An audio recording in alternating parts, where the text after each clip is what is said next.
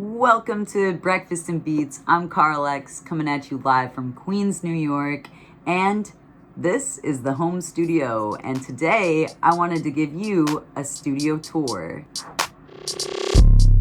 Subscribe.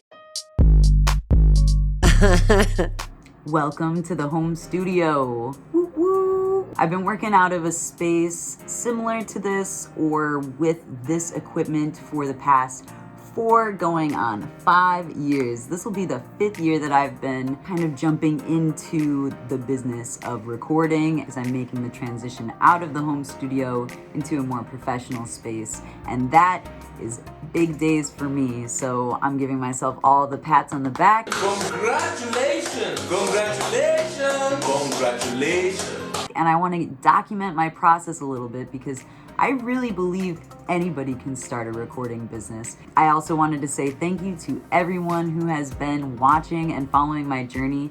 You guys rule. To anybody who wants to continue watching, please hit the subscribe button and click the bell icon so that you can watch anything that I have coming up. Big shout out to everybody who's been commenting and liking. Please, if you've been liking the journey, click the like button and throw a comment down in the comment section about what you want to see on the video next. But let's get into it. Here is a quick overview. We're gonna jump in and I'm gonna tell you a little bit about every little piece that I have going on here. First, let's start out with my laptop. I have a MacBook Pro 2017. I bought it off a website that I would never recommend. I have put way too much money into a used laptop. I don't know. I kind of recommend buying a laptop new if you're going to buy a laptop. My laptop cost me $1,200 to purchase. But then in repairs, it cost me probably closer to $2,500, which is way not worth it. But I went with Apple because I work off of Logic and that is native to Mac. This is a Lacy external hard drive. It's 4 terabytes, was about $200.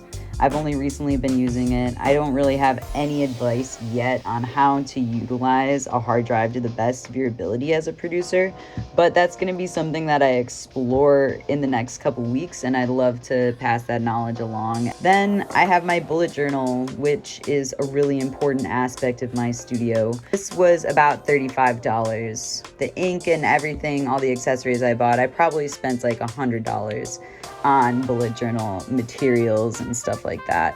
I got this book from Archer and Olive. It's a blackout journal, which is really dope, but I'm gonna be putting together a bunch of bullet journal spreads that any artist or producer can use for their own craft to help keep them organized and keep them on task with their goals. So that's something to be looking forward to in some videos to come. I know I just spent a lot of time talking about a bullet journal, a little journal that, you know, it just starts out like this, nothing on it except little tiny dots. It is just such a powerful piece of my studio. I couldn't pass it up. Okay, my speakers. I have been working off of Yamaha HS8s for about 2 years now, and I'm gonna be completely real and say that they are huge for my studio space, for my home studio, and for the studio that I'm moving into. And if anybody is thinking about buying speakers, really consider the size of your room. These speakers were $350 a piece. So that is a pretty hefty price. If you're trying to throw $800 down on a pair of speakers, then these are definitely the ones to go. Highly recommend. Also, my plants. Such a vibe. I haven't been home and I forgot to water for a couple days and turned yellow, but only one leaf. Then I have this power conditioner right here. A Furman M8DX power conditioner. You got to be really thoughtful about how you route power through your studio so that you can get the most out of every piece of equipment. There's lots of ways to protect yourself from power failure, but this is a really great one. Some of them have battery packs, so it can sustain the studio outside of any external power, and that's pretty cool. My boy AJ gave that to me for my studio. Really appreciative of that. And then we have the Carlx 18i8 audio interface. This is a dope little interface that I have that has 4 preamps and 8 line inputs. You can see in the front here that I have 4 preamps, and within those 4 preamps there are 4 little line inputs, and then in the back there's 4 more line inputs. This audio interface is expandable. There is an expansion pack for it, and it allows you to have another 10 preamps for it, and that would help you recording live bands when you're ready to upgrade to that point. So I highly recommend the Carlx 18i8 because it's one of those pieces that you can build on, which is really useful for people who are trying to take steps to grow, right? My little Novation Launch Key Mini. This is like a little MIDI controller that I purchased years ago, like almost 4 years ago.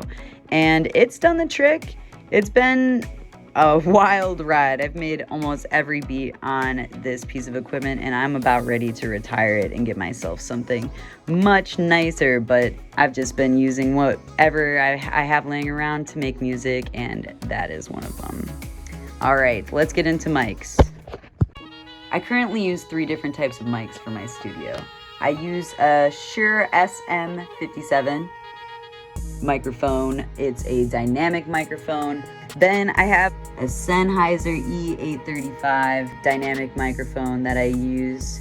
And then I have a Rode NT1-A, which is a condenser microphone. So there's actually a little bit of a difference between these 3 mics. These 2 mics are pretty much the closest to one another. The Rode mic is in its own category. It's a condenser microphone. Let's get into headphones. The 2 types of headphones, actually the 3 types of headphones that I use for my studio, right? These are Quincy Jones AKGs. They're reference headphones, Q701s. Super flat, great for mixing. I've had other engineers use these headphones, say they're fantastic.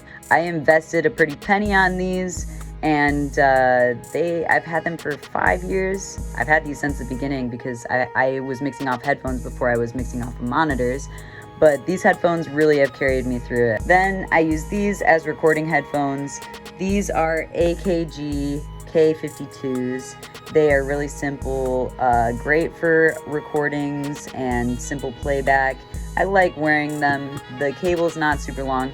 The thing about this is that you can get a really long cable for it, and the headphone cable thing, you can buy like a bunch of new ones. Let's say this shit breaks.